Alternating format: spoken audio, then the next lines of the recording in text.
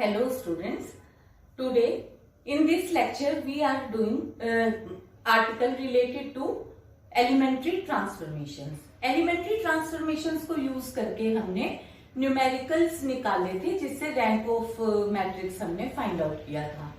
अब इससे related article हम बाद में, अपन ने कहा था कि बाद में करेंगे, तो ये कुछ आर्टिकल्स हैं। तो इस आर्टिकल में है फर्स्ट में कि prove that every elementary row transformation of a product can be obtained by subjecting the prefactor to the same row transformation.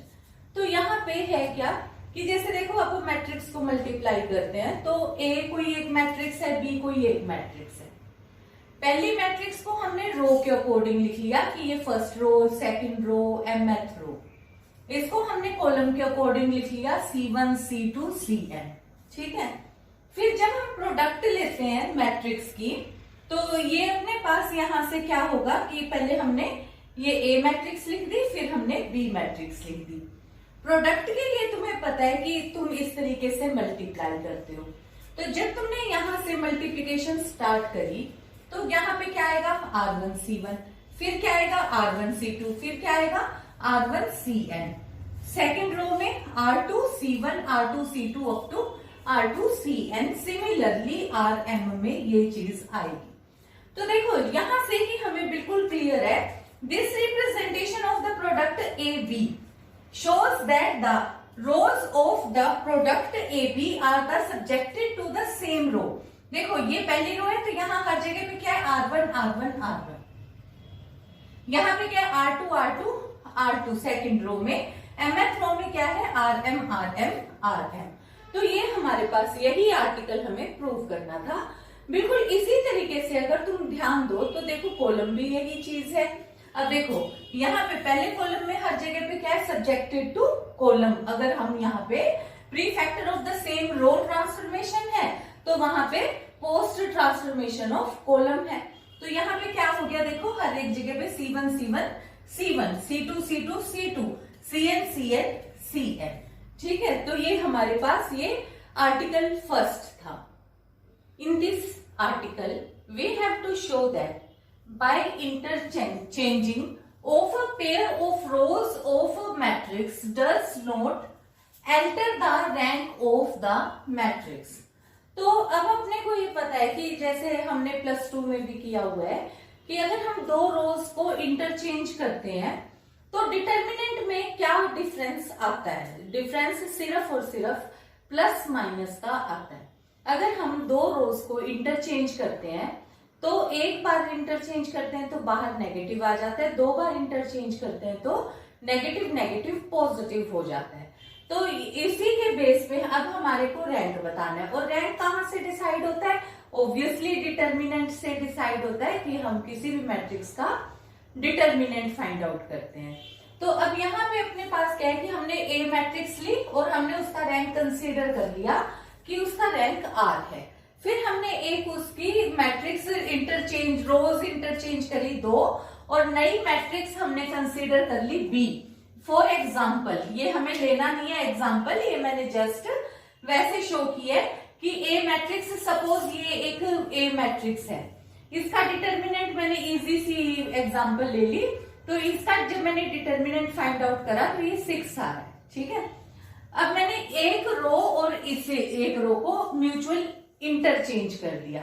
Interchange करा तो देखो अब डिटर्मिनेंट मेरे पास कितना आ रहा है इसका -6, यानी कि पहले भी नॉन जीरो था अब भी नॉन जीरो है। फर्क सिर्फ बाहर 6 के साथ, मतलब कांस्टेंट के साथ माइनस या प्लस का आएगा, जीरो नहीं बन सकता। मतलब ये नहीं है कि भी जीरो हो जाएगा रो इंटरचेंज करने से।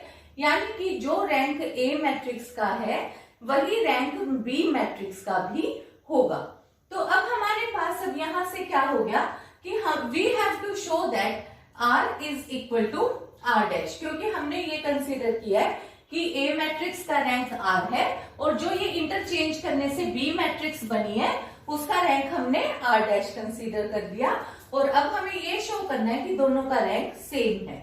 तो इसके लिए हमने अब क्या किया, हमने कोई भी R+1 road submatrix B naught of B corresponding to R+1 road submatrix consider कर ली। तो क्योंकि जो ये अपने पास B नोट है, B नोट मैट्रिक्स कोई भी एनी सब मैट्रिक्स, किसकी सब मैट्रिक्स? B मैट्रिक्स की। हमने तो ये बाई चांस एग्जाम्पल 3x3 के लिए, क्योंकि हम तो एग्जाम्पल वैसे जनरल लिए, अदरवाइज मैट्रिक्स तो कुछ भी टाइप की हो सकती है। और सपोज मान लो 5x5 की मैट्रिक्स है जिसका रैंक 3 है, तो उसमें तुमने अब क्या किया कि रैंक 3 है तो तुमने 4x4 का एक सब मैट्रिक्स निकाल ली। तो जब तुमने 4x4 की सब मैट्रिक्स निकाली है बी नोट ऑफ बी, तो यहाँ पे फर्क क्या चीज है, क्योंकि बी भी क्या चीज है, 5x5 की ही मैट्रिक्स आएगी। ए क्योंकि 5x5 की, केवल बी में क्या हुआ है, 2 रोज ही तो इंटरचेंज हुई है, बाकी तो सब कुछ ऐसी चीज है।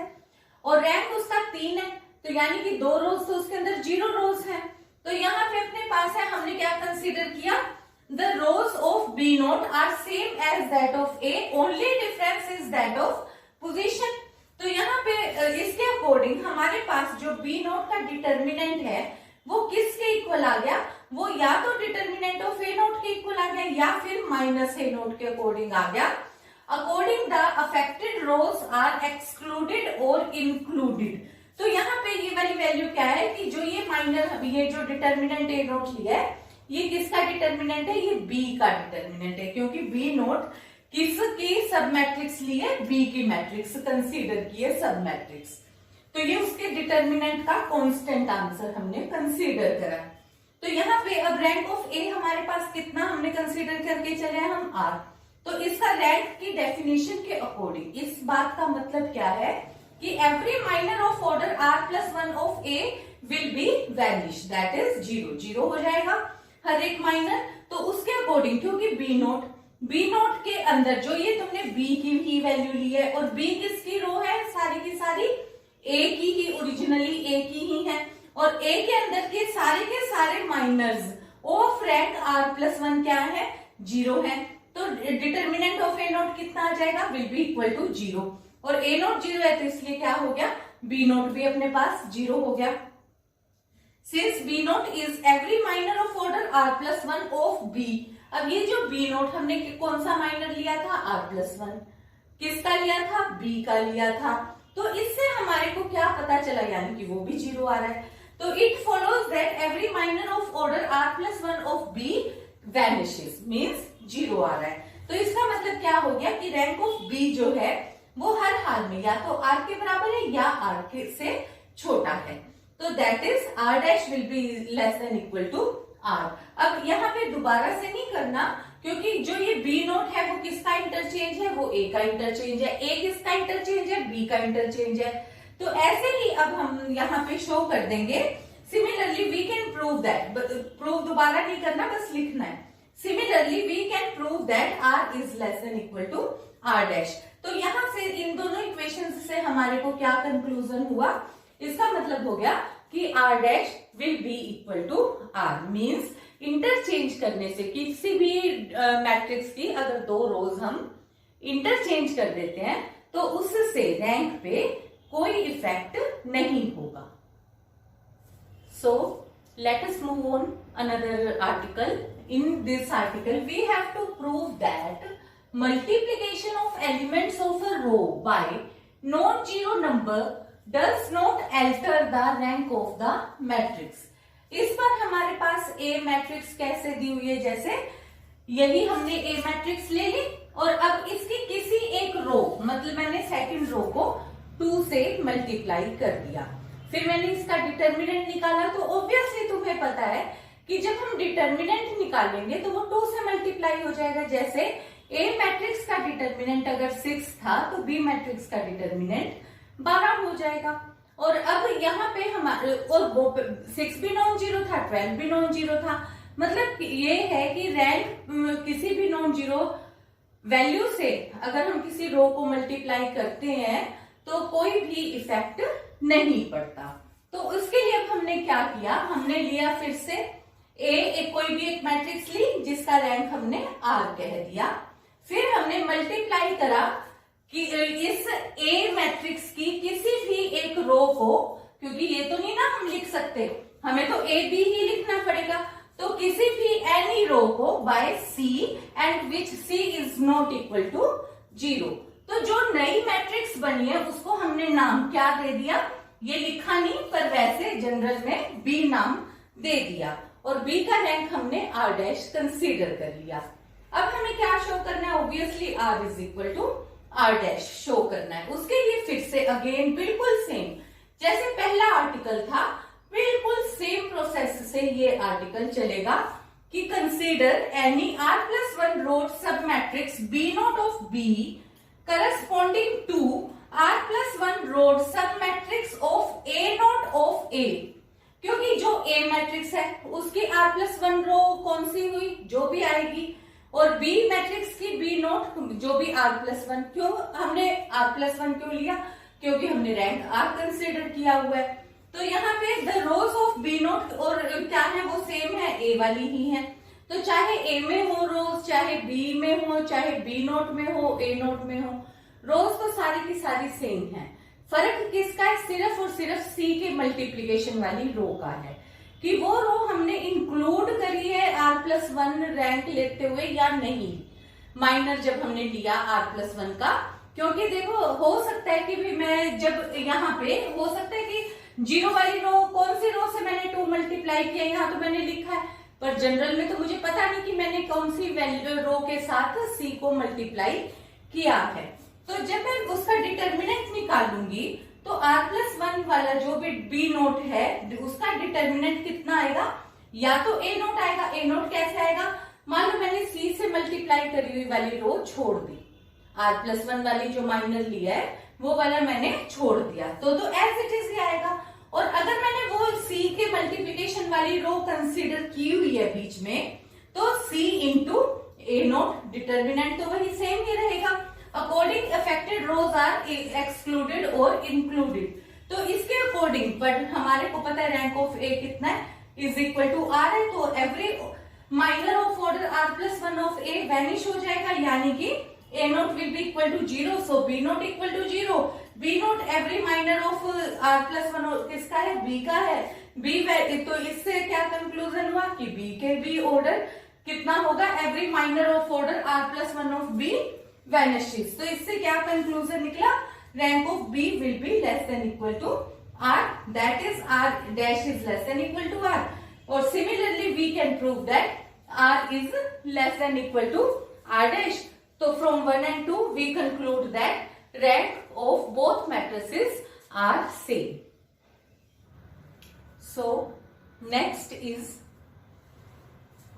prove that addition to the elements of any rows of a matrix, the corresponding element of any other row multiplied by any number does not alter the rank of matrix. अब हमारे को देखो मैट्रिक्स में पता है कि जब हम किसी भी मैट्रिक्स में डिटर्मिनेंट निकालते हुए किसी भी दूसरी रो के एलिमेंट से मल्टीप्लाई करके ऐड या सब्ट्रैक्ट कर दें, जैसे 1 2 3 4 5 6 7 8 9, जो इसका डिटर्मिनेंट है, अगर मैं सपोज इसको 3 से मल्टीप्लाई करके इसमें ऐड कर दूं, 1 2 3, तो 3 से मल्टीप्लाई करा तो ये 7 हो गया, 6 प्लस ये 11 हो गया, ये 9 प्लस 6 15 हो गया, 7 8 9। तो यहाँ पे इनका डिटर्मिनेंट सेम रहता है, ये प्रॉपर्टी तुम्हें पता है। तो इस वाली प्रॉपर्टी के अकॉर्डिंग हमने यहाँ पे क्या किया, एक रो के किसी एलिमेंट्स को, सारे एलिमेंट्स को किसी एक कांस्टेंट, नॉन जीरो कांस्टेंट से मल्टीप्लाई करके करस्पॉन्डिंग एलिमेंट्स को दूसरी रो के सेम एलिमेंट्स के पोजीशन वाले के साथ ऐड किया, और हमारे पास ये डिटर्मिनेंट अनअल्टर्ड रहा। देखो रैंक डिटर्मिनेंट से पता लगता है, डिटर्मिनेंट अनअल्टर्ड है, यानी कि पहले 0 था तो अभी भी 0 है, नॉन जीरो था तो अभी भी नॉन जीरो है, तो इसलिए रैंक सेम रहेगा। ये चीज हमें पता तो है, पर आर्टिकल में कैसे करनी है। आर्टिकल में करते हुए हमने यहाँ पे किया कि let A be any matrix such that rank of A is equal to R, multiply the elements of any row of A by a number C। तो हमने जैसे 3 से मल्टीप्लाई किया, वो हमने कह दिया कि से किसी एक नंबर c से मल्टीप्लाई किया and add these to the corresponding element of other row and let the new matrix be B. तो जो ये ए मैट्रिक्स थी और ये जो हमारे पास बनी है नई, ये बी मैट्रिक्स बन गई। Such that rank of B हमने कह दिया से आर डैश होगा। हमें प्रूव करना है obviously R is equal to R dash. तो हमने क्या किया, तो बिल्कुल उसी तरीके से जैसे पहला आर्टिकल था, जैसे दूसरा आर्टिकल था कि consider any R plus one rowed sub matrix B naught of B corresponding to R plus one rowed sub matrix of A naught of A. ठीक है, फिर हमने क्या किया, तो जो ये डिटर्मिनेंट ऑफ बी नोट आएगा, क्योंकि B naught is equal to किसके इक्वल आया है, या तो ए नोट के इक्वल आया है या ए नोट प्लस सी इंटू सी नोट के इक्वल आया है। ये किस तरीके से अपने पास है कि देखो, हो सकता है कि जब मैंने यहाँ पे हो सकता है कोई और जीरो रो हुई होगी और उसके साथ मैंने किया हो, इस रो को मल्टीप्लाई करके जीरो वाली रो पोजीशन वाली रो के साथ ऐड किया हो, तो उस केस में तो डिटर्मिनेंट, और अदरवाइज भी हो सकता है कि किसी कारण से डिटर्मिनेंट में सी का फर्क आया हो, तो वो अपने पास होगा ए नोट प्लस सी इंटू सी नोट। और जो ये सी नोट होता है ना, ये तुम्हारे को पता है कि इसके अंदर दो आइडेंटिकल रोज होती है और इसका डिटर्मिनेंट ऑलवेज जीरो ही होता है। तो according the affected rows are excluded और इंक्लूडेड, तो वेयर सी नोट क्या है, C naught is the minor of order R plus one of A है। तो यहाँ पे रैंक ऑफ ए कितना है, आर है। Every minor of order R plus one of A vanish होगा। ए, इसका मतलब ए नोट भी जीरो है, सी नोट भी जीरो है, तो बी नोट भी जीरो होगा। इससे क्या कंक्लूजन निकला कि बी का भी हर एक minor R plus one order का जीरो हो गया। तो इससे हमारे को क्या कंक्लूजन हुआ, यहाँ से हमारे पास R dash will be less than equal to are.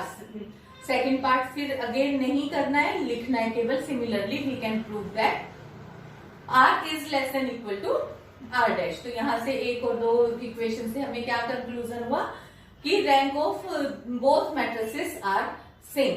तो इसमें हमने जो एलिमेंट्री ट्रांसफॉर्मेशंस के कुछ आर्टिकल्स दिए, इससे रिलेटेड न्यूमेरिकल्स हम ऑलरेडी कर चुके थे। तो hope so that you all understand the topic well. आज के लिए इतना ही। Thank you very much. Have a nice day ahead.